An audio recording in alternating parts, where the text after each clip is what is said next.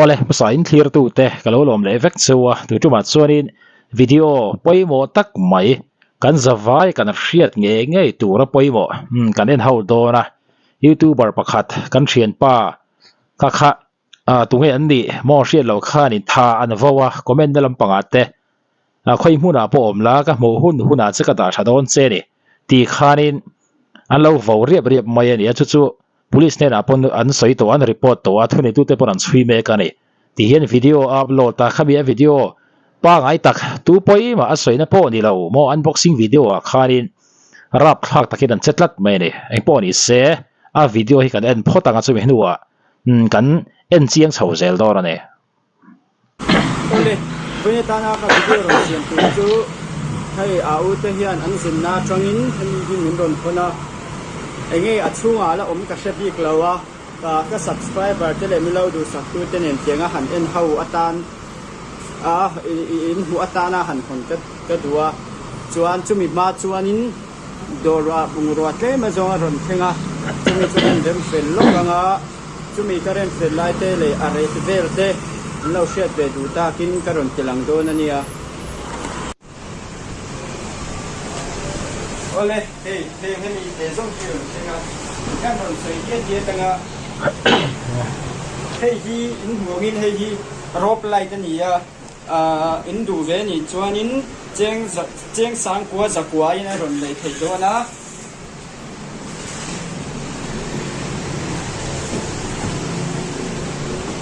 hey how hey po rop lai thau ni ya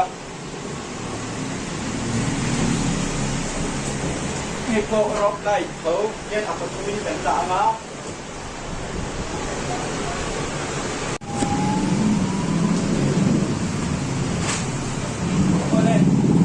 hi street light ania aman hi cheng sanga ania hey ayan in huthem kan in zia ka chuan in du ni chuan in ron lei ve thewanga street light thau hi pathuma ron thenga han ren khot ma ni hen chu lai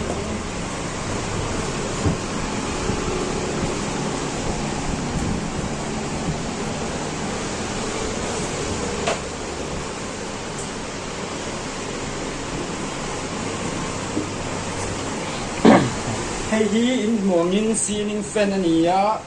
aman hi cheng sang thum zanga somsari ania apek tom thai thina minro dor ve chewanga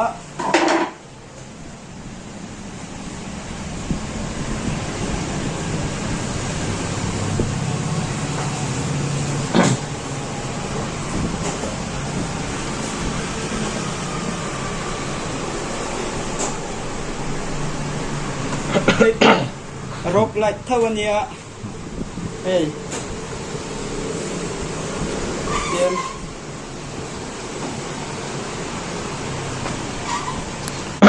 khatiang kha video chu ni unboxing video ni ya ti khan bungro sang te aron faka naron soi chiang ani ya khatiang video pa ngai lutuk tu tema mo tu poima soina po ni lo kha ti khan naron ti chho ve mai ani amaro chu video pa ngai via wa mi tam takin mon va pan rui lai khanin comment rap thak tak mai alo om nol mai hi tu nge ani an chui me ka ni a comment a hi enge ani chi kan sir chawang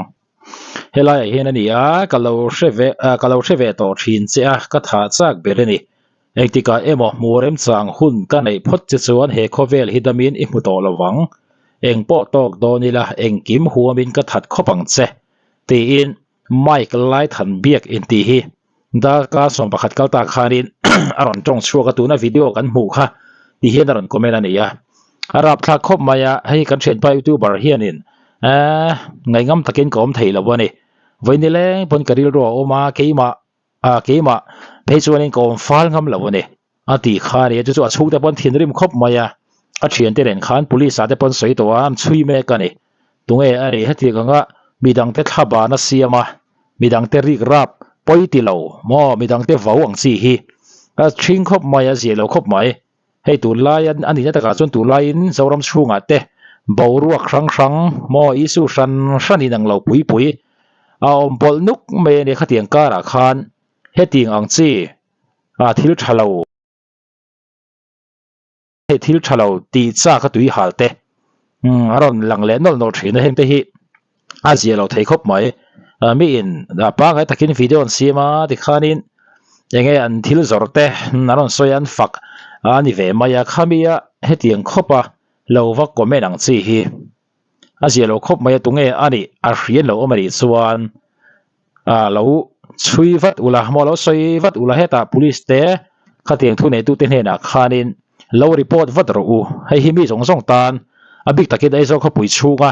om te tan phei chuan in film khur pha nan kan man te po poi mo a kan him tan zok nan video poi karon te chok pokane report ni se hei comment then khata hian aron changna lom khop mai tunge ini lawin soite eng khua le eng veng om nge ini nangma mizoroma omini em ini chon ron soiro kanon kalang tiang chi te an tong chuak ve pap khop maya helaya po hianin in thian pa emo in chung khat aniang mo in lo chan dan em hi hei lo hre thar ro in thian pa emo in chung khat pa hi din mun hi ma om ho lawang chuan ka ni na le ka engkim in lo hriat ve kher a chul lowe a chul lua lowe aron ti zui ani aron la chang let fo ani a dar ka ni liam ta khan ai hi film khurangai khop maya tunge ani heti anga na mi om hle lai mo mi thataka dom laia ron vo be ri ngotte ka mu hun huna ta chuanin chatun rami pan don khop mai han tinga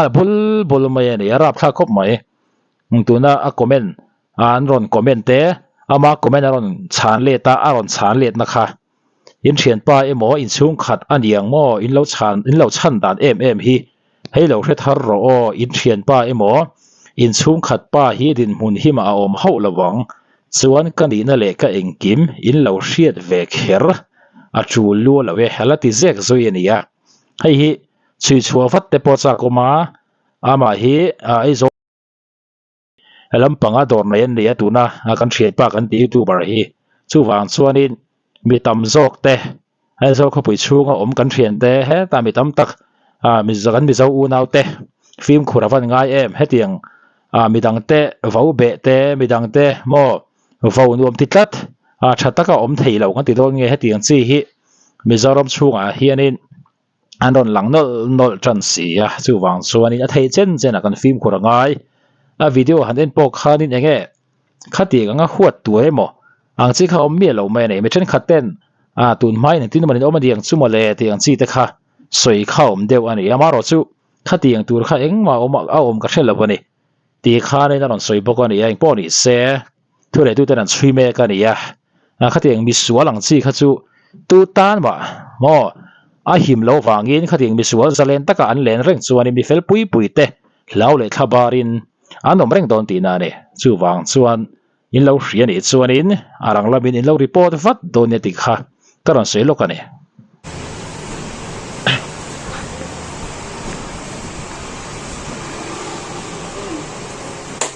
khan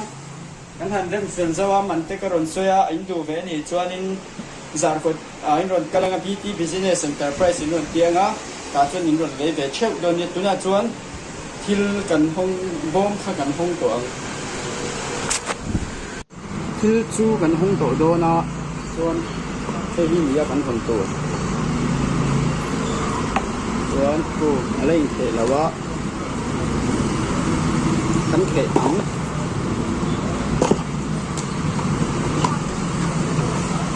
wow thấy hi lầu ôm à xuống lại nghe ông cần thế nào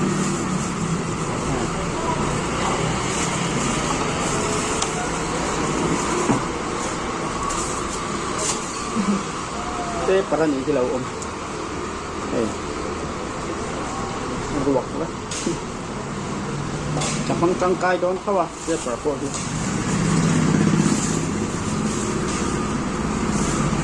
wow keychainนี่กระทะลักอันดาบกะส่วนก็นัมเบอร์อมเตลบกันนี่ขโมยเลยไหมอ่ะส่วน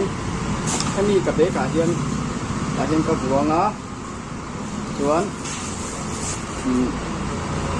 để than cắn thì đâu nè ô lệ anh po chân đi xe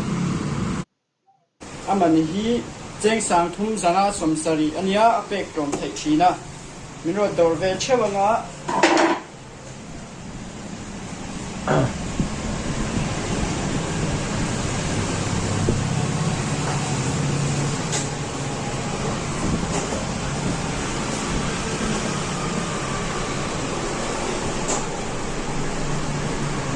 hey go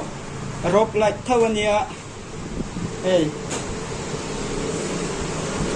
tiền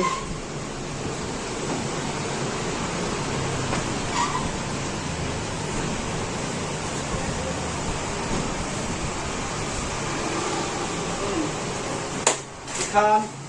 kan han rem sen zawa man te karon soya indu ve ni chuanin zar ko in ron kalanga BT business enterprise in ron tianga ta chuan in ron ve ve cheu don ni tuna chuan thil kan hong bom kha kan hong to ang thil chu kan hong to do na chuan he hi ni kan hong to chuan ku alai the lawa kan khe am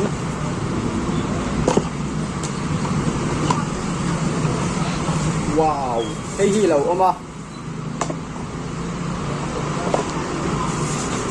chu nga nge om kan thế nào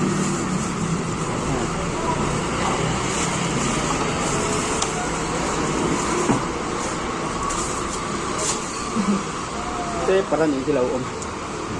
hey ruột đấy chẳng bằng trăng cay đón thao à thế para po đi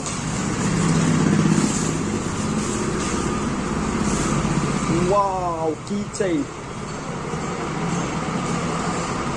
hey cắt salak anda boka tuan cái number tel boka ni hi môi lẽ mày à tuan kami cà phê cả hiền có buông á tuan video te uluk taka hanen pok khanin midang te poi soi mo midang ten an lo huana tura tong kame mo khatiang thil moi lo adik lo zok ang chi kha man o mang kha ka sheme lo nang ni podin shit karing lo bane ti khan ai zo zar ko ta dor khak ve mai ani ya message lampang comment section lampang ate khati khop khanin an vo na sa khop mai kha kha a ji lo khop mai mi pui anol puin kan film khorangai khop mai tu tha te khatiang thil sual ti po she lo mo ti mai thayang chi hi an leng vel me kan ti kan hrit angai tunge an ni moin lo hria ni chuanin police ne na emo lo report ula hetiang chi hi thleng tam lo se in nel takin mo khatiang ang chi na ri ramate in vo be na tel lo khan that takin kanom tlang dial thai ani chu ti kan ni lo chuanin poi khoi chaklat thisen chaklat khatiang chi ti cha ka tui halang chi kha om lo ram me la thatakin om tlang dial ang uti kha kanin ngen tu an ya chu mai pe lama tu na kan muang khanin an ama tan po khan ngai ngam taka hanom chi kha chu ani lo top ti kha ching renga ka mu hun huna che na rem chang ka mu hun huna satun rammi pandon ti bong mai ani ya a zero khop mai police an chui me ka ni ya tunge ani moi da dan te khatinga khanin ishiat zong takalo ni chuan comment da lama emo police station hilo report vat do ne ti kha karon soi pokani